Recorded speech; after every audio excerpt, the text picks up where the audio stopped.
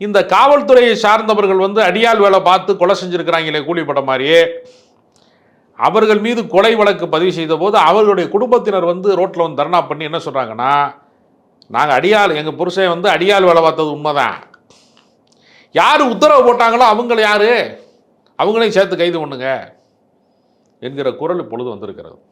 அது ஒரு நியாயமான குரல். ஏன்னா உத்தரவு போட்டதற்காக, உத்தரவு போட்டால் யாரை வேணாலும் அடித்து கொள்வாங்களான்னு தெரியல. கூலிப்படைக்கும் போலீஸுக்குமான வேறுபாடு என்னன்னே தெரியல. இப்போ ஒரு கொலை நடந்து விட்டது. காவல்துறையிலே நடக்கக்கூடிய சித்திரவதை மரணங்கள் என்பது ஏறத்தாழ பிரிட்டிஷ்காரர்கள் காலத்திலே இருந்து நடைமுறையில் இருக்கிறது. இதற்கு ஒரு மாற்றம் வர வேண்டும். காவல்துறையிலே பல சீர்திருத்தங்கள் செய்யப்பட வேண்டும்.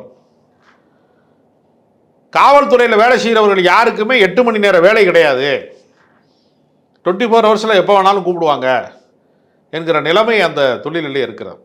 அவர்கள் பல்வேறு மன அழுத்தத்திற்கு ஆளாகக்கூடிய வாழ்க்கை முறையில் பல பேர் இருக்கிறாங்க. அவர்களுக்கு பண்டிகைக்கு வந்து விடுமுறை கிடைப்பது கிடையாது.